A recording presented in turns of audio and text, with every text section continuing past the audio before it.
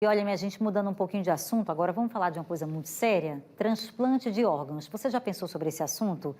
A gente vai falar agora sobre a doação de órgãos, porque o Alan Garcia está ao vivo com a coordenadora da Central de Transplantes aqui do estado. Olha só, quantas vidas poderiam ser salvas, né, se as pessoas deixassem claro para a família que querem doar órgãos e também quando a pessoa falece, a família é entrevistada, né, questionada por um assistente social para saber se aquela família autoriza a doação. Acontece que tem muita família que não autoriza, né, e tem mais de 500 pessoas hoje aqui no estado de Alagoas esperando por uma doação de órgãos. Só que mais da metade das famílias que são entrevistadas não tem autorizado esse tipo de procedimento. Veja mais detalhes na reportagem de Alan Garcia. A história que você vai assistir agora poderia ser contada de diversas maneiras, mas nós vamos usar seu Jorge para falar de doação de órgãos. O professor está de volta à rotina que tanto ama. A fila na calçada da escolinha de futebol, bater aquele papo com alunos, levar a turma até o gramado. Estar aqui numa escolinha de futebol e poder aprender com o professor Jorge é um privilégio para poucos. E essa garotada está tendo essa oportunidade. Até porque ele não é só professor de educação física, nem só de futebol. Ele tem uma história de vida que, se a gente parar para ouvir bem direitinho, podemos tirar um bom proveito. Jorge, você voltou à ativa esse ano. Como foi esse retorno? Rapaz, o retorno foi assim, foi fantástico, né? Graças a Deus, né?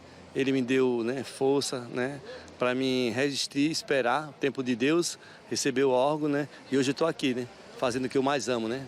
Foi nessa escolinha, no Jacintinho, que seu Jorge aprendeu tudo que sabe até hoje sobre futebol. Estar de volta aqui é como receber uma medalha no final do campeonato. Mas a disputa aqui é outra, e ele só foi vitorioso por causa de uma atitude que vale mais do que 1000 troféus. Uma família permitiu que os órgãos da parente morta fossem doados. 9 pessoas foram salvas, incluindo o professor. Com esse prêmio, né, igual um menino quando ganha um pirulito, quando diz, ó, chegou o teu fígado, aí eu saio pulando de alegria, né, porque estava sofrendo muito, e se demorasse um pouco eu teria partido, não estaria mais aqui para fazer o que eu mais gosto, né, estar com esses garotos aqui. Jorge é o primeiro maceioense a receber o transplante de fígado. Isso porque a capital só começou a fazer esse tipo de cirurgia ano passado. Mas a fila de espera em Alagoas ainda é gigantesca. Do começo do ano até agora, foram feitos somente 33 transplantes, enquanto 521 pessoas aguardam a tão sonhada hora da cirurgia. Mas por que seu Jorge e tantos pacientes sofrem tanto? A resposta está na falta de informação e principalmente na liberação por parte da família. De todas que foram chamadas para liberar os órgãos dos parentes vítimas de morte cerebral, 57% delas disseram não. Para a sorte de seu Jorge, no caminho dele existia uma família disposta a ajudar. Hoje não precisa mais botar na carteira, eu quero ser doador de órgão. Se você é casado, tem sua mulher, seu filho, eu sou alguém responsável, diz, ó, pai, ou mãe, ou marido, ou esposa, quando eu morrer eu quero salvar vidas.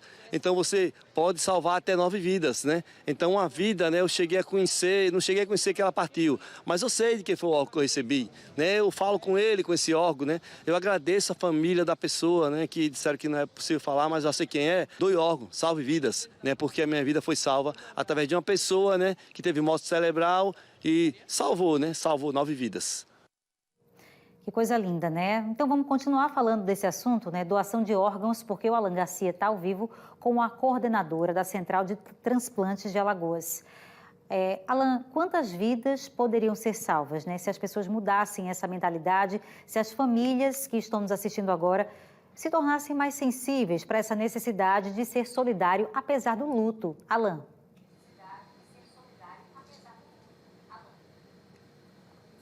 Oi, Beatriz. É tão bom a gente falar sobre esse assunto, porque a gente pode chegar a salvar 9 pessoas, né? Se a gente for utilizar, se todos os órgãos que a gente tem e que são possíveis para doação, né, de um transplante, estiverem ali intactos, né, que a equipe médica aprovar o uso de todos eles. A gente está aqui na Central de Transplantes do estado de Alagoas, com com a coordenadora Daniela Ramos, que vai trazer detalhes tão primorosos, tão importantes para esse assunto.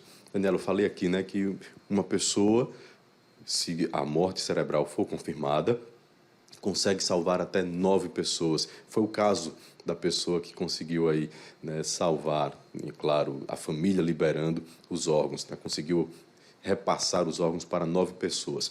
Mas a pergunta que a gente tanto faz e que é importante a gente discutir é: qual é o principal embate que vocês têm com as famílias de pessoas que tiveram a morte cerebral?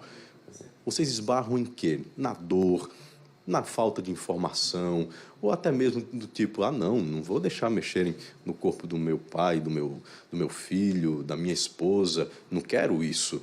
Eu queria entender, até para a gente poder ajudar. Sim, boa noite, Alain, boa noite, Beatriz, e a todos que estão nos assistindo. É muito importante a gente conversar sobre isso, porque é um tema que causa ainda muitas dúvidas em relação à doação de órgãos. Então, hoje, o maior impasse que a gente enfrenta é o desconhecimento, né? Muitas pessoas acham que deve colocar no documento, que se colocar no documento é doador, mas isso não tem mais validade. Então, a lei lá de 1997 falava que a doação ela era presumida, ou seja, você tinha que colocar na sua carteira de identidade se você era ou não doador. E em 2001, essa lei foi mudada e fala que a doação ela é consentida, ou seja, somente a família pode autorizar. Então, a gente enfrenta muito o desconhecimento de como ser um doador.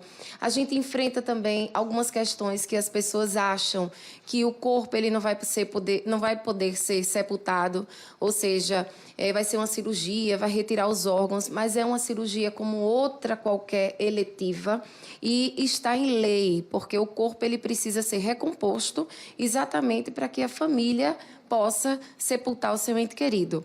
Nós enfrentamos também algumas questões religiosas, apesar de que não tem nenhuma religião oficial que diga que é contra tanto a doação de órgãos quanto o recebimento, porque a doação é um ato de amor, é um ato de altruísmo. Mas, assim, quando as pessoas se referem a isso, a gente precisa aceitar. Então, nosso papel é acolher aquela família, explicar tudo o que está acontecendo e dar o direito da família dizer sim ou não à doação e poder salvar tantas vidas, como a gente viu aí o seu Jorge. Eu acho que a questão do respeito está acima de tudo, né? Até mesmo naquela pessoa que deixa o recado para a família. Eu não quero ser doador. Sim. E respeitar essa vontade. Mas eu queria tirar alguns mitos aqui, por exemplo, quando a gente fala da doação da córnea, não é retirar todo o olho e aí o teu parente vai ser sepultado, né, enterrado, sem nada aqui. Não é isso, né, Daniela? Vamos explicar para o pessoal o que é a córnea e como fica o olho ou os olhos se forem usadas as duas córneas para doação. Isso, excelente pergunta, Alain. A gente costuma comparar as córneas com o relógio, né? Você está aí com o seu relógio, então essa lente que fica no relógio é exatamente essa lente chamada córnea. Então, quando a família autoriza a doação, essa córnea ela é retirada e o olho ele é recomposto e entregue para a família. Então, o doador ele não vai ficar sem o olho, não vai ficar aquele vazio no olho para enterrar. Isso aí não acontece. O olho ele é recomposto e é utilizado as córneas, que pode fazer outras pessoas voltarem a enxergar.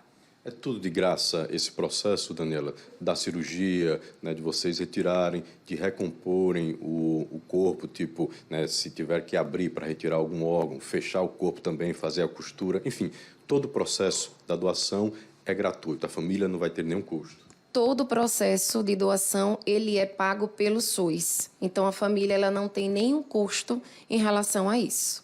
Beatriz, sabe um dado importante que a Daniela colocou aqui?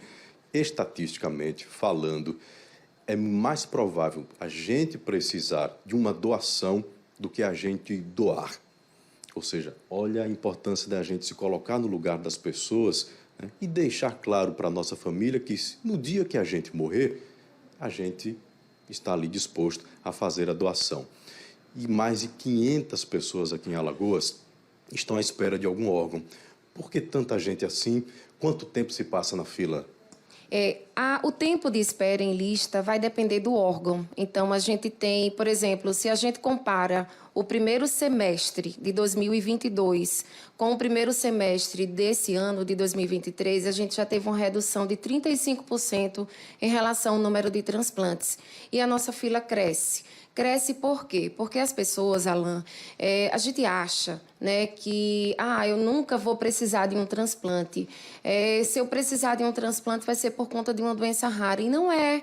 Então, assim, se você tem um diabetes que você não controla, se você tem uma hipertensão, se você tem uma hepatite, se você tem uma doença de Chagas, ou seja, um acidente de trabalho, pode levar a você entrar numa fila e necessitar de um transplante. Então, isso é muito importante a gente saber, como a gente estava conversando, de 0,5% a 1% de todos os óbitos hospitalares, eles são possíveis de ser por morte encefálica. Então, assim, a gente tem muito mais a possibilidade de precisar de um órgão do que mesmo de ser um doador. Então, a gente precisa conversar com os nossos familiares e esclarecer todas as dúvidas. Daniela, então não adianta a gente deixar documento, procuração, nada em papel. A família é quem tem que chegar aqui na central e dizer, sim, o Alan, né, infelizmente morreu, mas ele disse que é um doador de órgãos, pode ficar com os órgãos dele. É assim que funciona. Exatamente. A gente não gosta de falar sobre a morte, né? Cada um tem um conceito sobre a morte, mas é a única certeza que nós temos. Então, se chegar o dia da nossa morte e acontecer, né, dessa possibilidade de doarmos os órgãos, a gente precisa conversar com os nossos familiares. Sabe por quê, Alan? Sabe por quê, Beatriz? Porque a família, no momento da dor, que a gente não imagina a dor daquela família, né? Ninguém consegue imaginar a dor do outro. Ela, quando ouviu você falar sobre o seu desejo de continuar salvando vidas, ela pode até não querer, a não aceitar, mas ela vai dizer, o Alan falava muito sobre isso, o Alan era uma pessoa muito boa e o Alan salvava e ajudava pessoas, então nós vamos aceitar. É uma questão cultural. É por isso da importância da gente conversar, da gente esclarecer e da gente conversar sobre isso, né, com os nossos filhos, amigos, parentes, mas infelizmente se a família disser não, essa decisão é que vai ser respeitada. Perfeito, Daniela, muito obrigado, tá? Mais uma vez, discutindo aqui, debatendo esse assunto que é tão importante. Provavelmente vamos voltar mais vezes, porque o interessante aqui é a gente tentar tirar todos os mitos e ajudar as pessoas a entenderem, né, essa atitude tão importante.